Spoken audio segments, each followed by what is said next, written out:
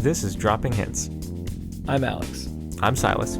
In this podcast, you'll catch a glimpse of our everyday conversations.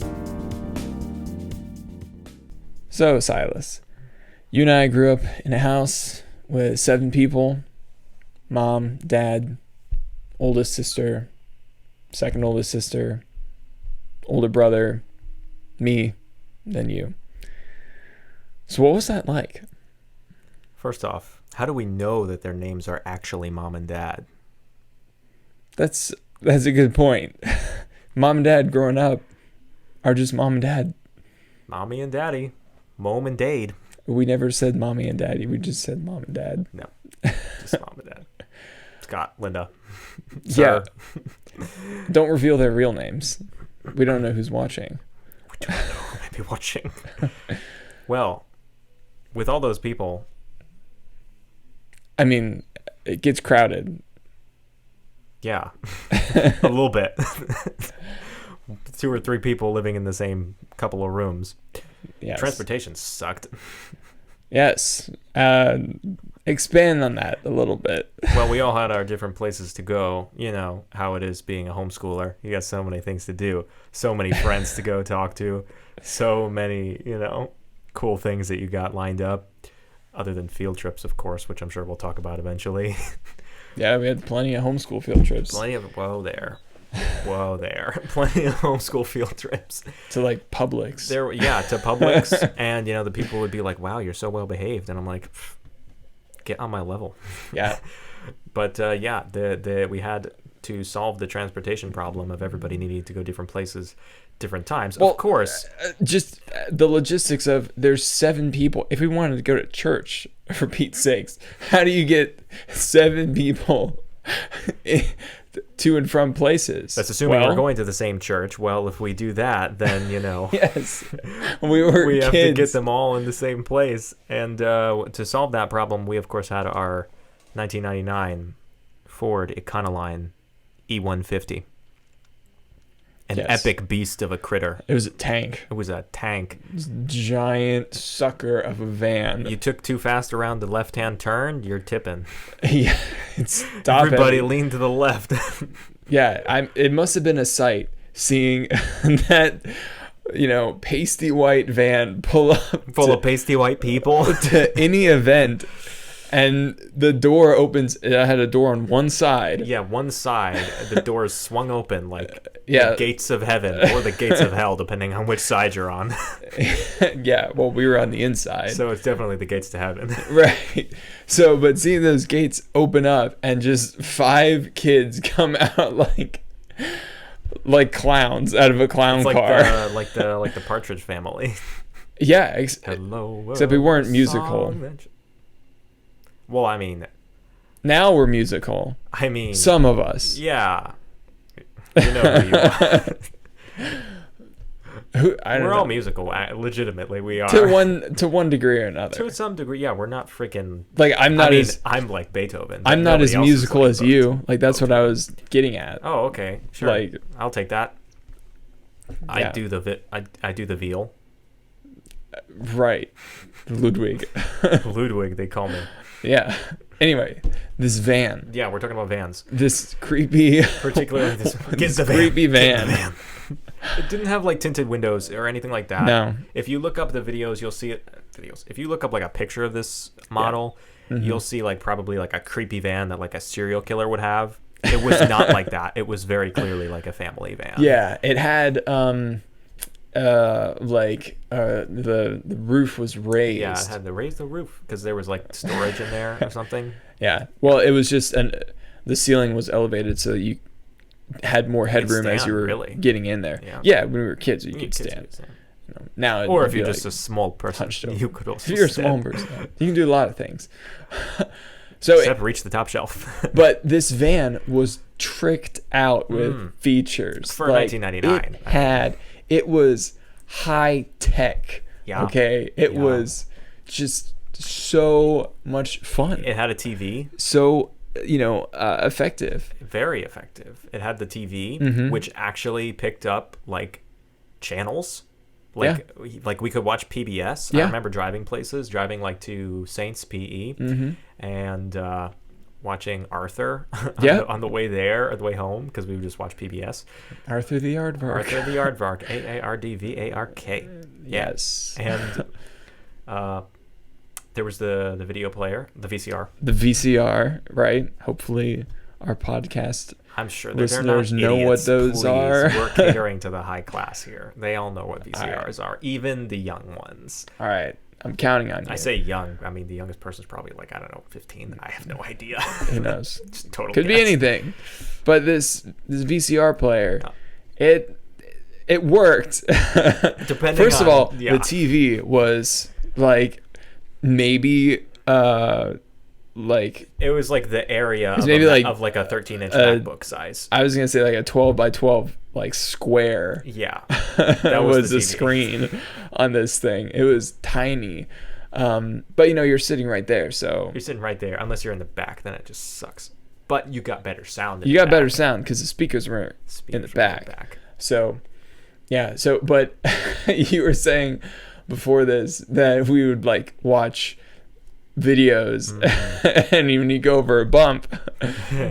Yeah, every time you went over a bump, it would be like normal, like we're watching The Phantom Menace or something like that. And it's like Classic. Anakin, drop, and then we go over a bump like, wait, Qui-Gon, sir, I'm tired. Darth Maul's like leaping around, and it's just like staticky and fuzzy, and you Yeah. can't really hear what they're saying, but you just know the lines because Yeah. you've seen The Phantom Menace before. Yeah. So it's just like, and we're like, I'm sure we'll go over a bump soon. Yeah. And then it's like clears up, and it's like, hey, Yep. we got it. Great. Yeah, and we could always just rewind it, but that meant somebody had to unbuckle. Unbuckle their freaking seatbelt. Uh-oh.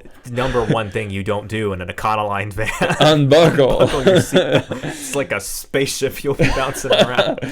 Yeah. So, but I do remember we would sometimes unbuckle and switch seats. That Yes, was that was like, an adventure. on long road trips when it's like, hey, I'm done sitting in the back. Like I want to sit up front or whatever. Yeah. It's like, all right, you Which know. But is- it was a science of like, all right, you're gonna unbuckle, then you're gonna move to this region, this quadrant of the van. Then 2 seconds later, this person's gonna come up and make a right turn and get in the seat and buckle, and then the other person. It was like, Bravo 6 going dark.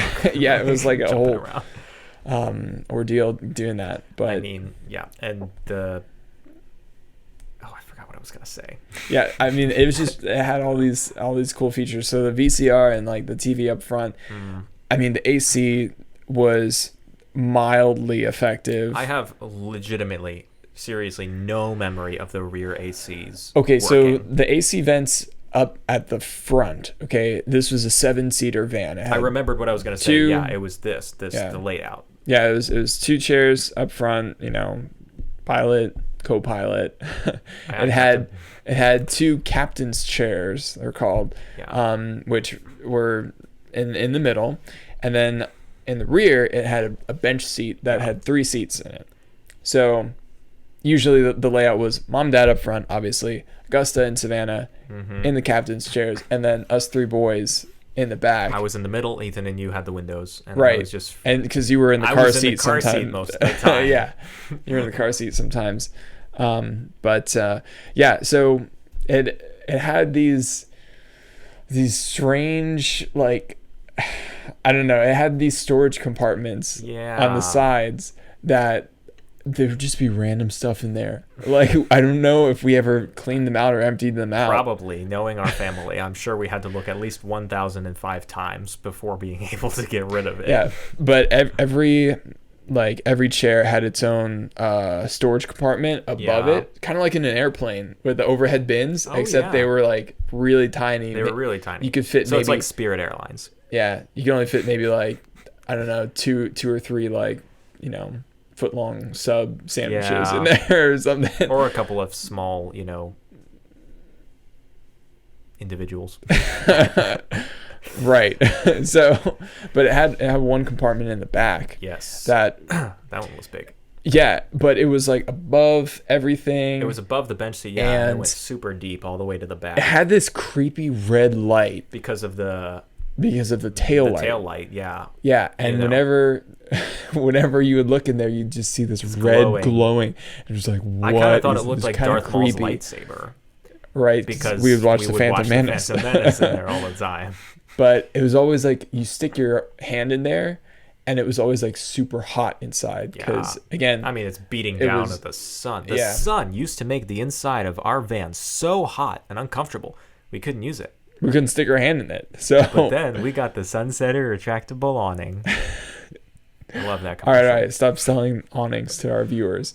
So and also, so just to kind of, you know, wrap up like the featurettes part of it. So the rear bench seat would actually recline. Fold down completely flat and to be like a bed. Yeah. Like, I don't know, maybe like a queen size bed or something. It was pretty big. A little smaller than that. It was definitely not that long. Maybe that wide. It was definitely wide, but not that long. How Maybe. deep, how rich, how wide, how high. Yes, amen. Yes, and amen. But yeah, it would fold down. So sometimes we would go camping or something, and maybe mom would sleep in there, or me, because you definitely did not want to. Or anybody who didn't want to get rained on for all the times that it was raining, or or when the lightning struck the tree. Right, but that's another story. So it was just a really cool van. It was like a fort. It was a fortress. It was a fortress. It was a driving fortress. I think that there's like flying fortress. What is the flying? The flying fortress is the B-52 bomber. Yes. From the 40s era. So this was the driving fortress. Yes. The vehicular version. Yes, of a B-52 was yes. Without as many bombs for bombing, but still. It's debatable. You never know what was in that top compartment. No, you don't. Could have been a couple of bombs in there. Could have been. Oh, man. I hope we don't get flagged. Either way. I mean, yeah. I remember one time that it felt like a bomb went off. I mean. We were driving to Tennessee, which is where we vacation every year.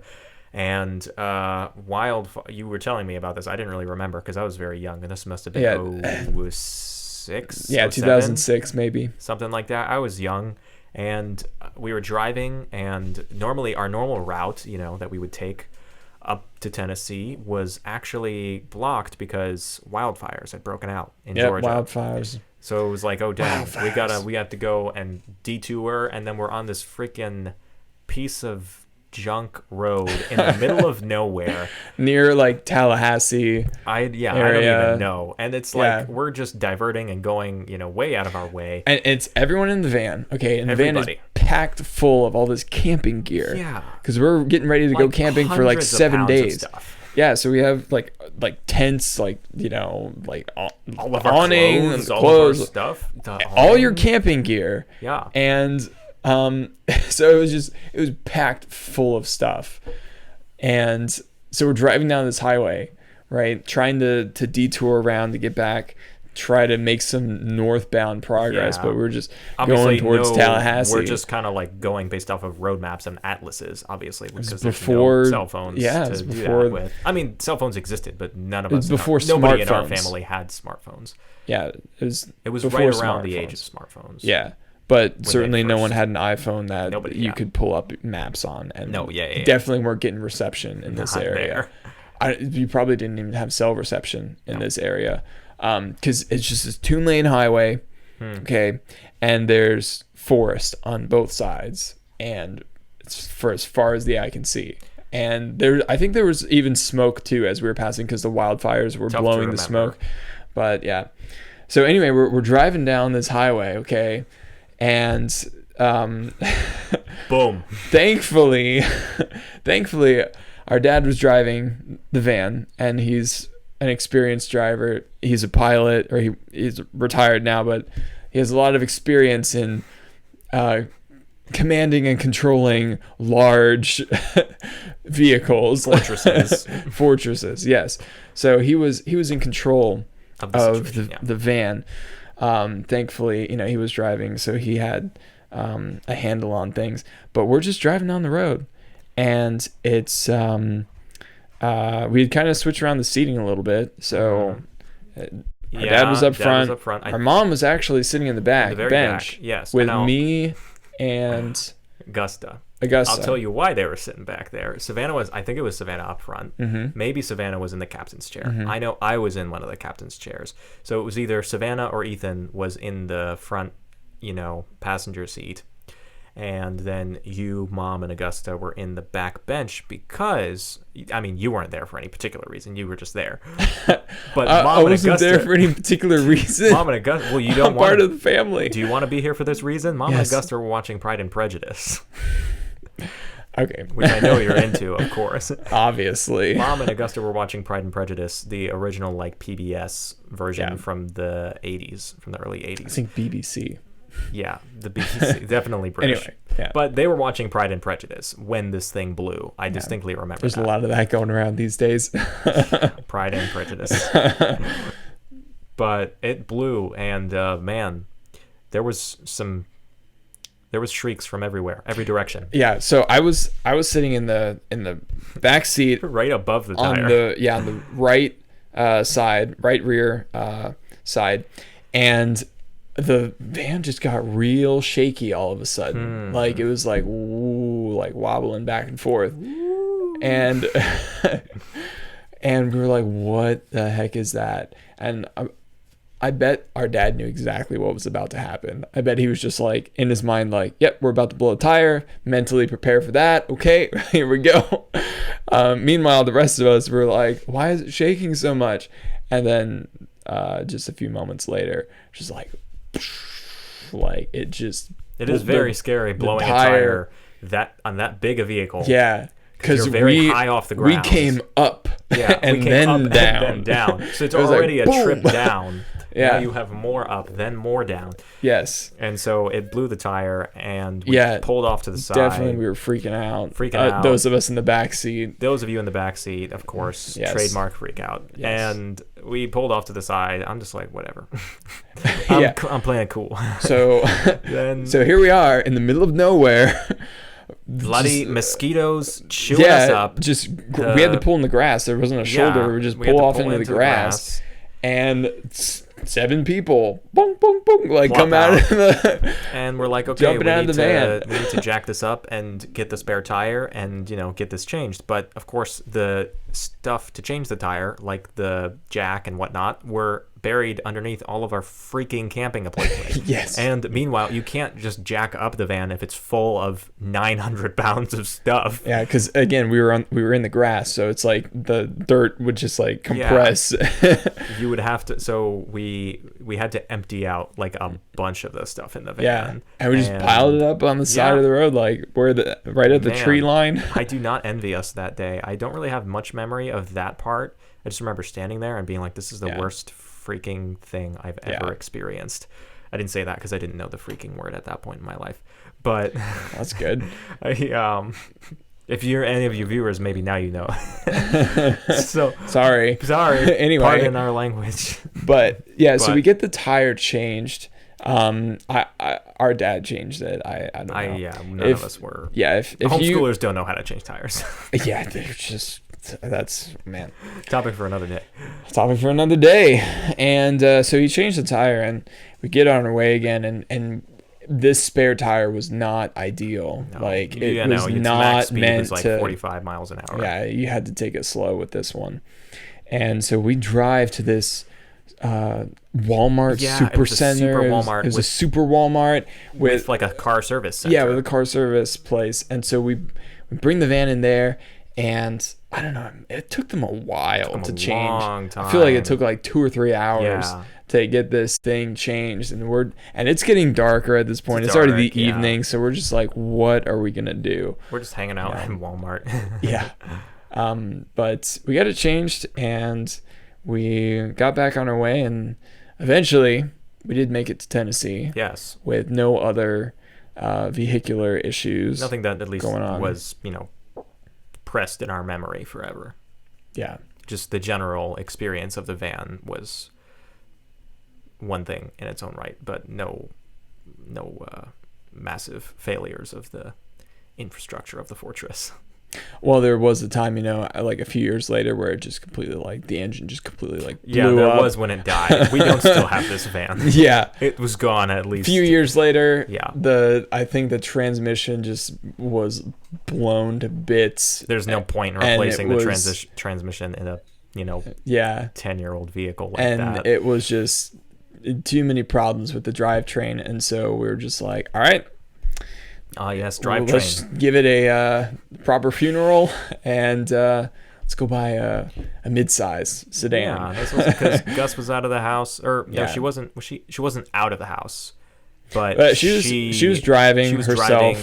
She if had she her needed own, to go places. Yeah, deal. I think Savannah She was out of the house. Savannah maybe was at definitely college. out of the house, Mm-hmm. and yeah, so this was like 2010 when we Yeah, bought so, the Malibu, as we call it, the Chevy Malibu, 2010 or 2009. and we still have that one. Yeah, it's good, solid. I mean, it's getting up there. But it's Reliable. cars made in 2010, that range, they're good. Yeah. I think they're probably pretty reliable. I have no idea. I don't know anything about cars. It's like drivetrain. I'm like, yeah, toot toot drivetrain. Like, Yeah, but it was a good van while it lasted. while it lasted.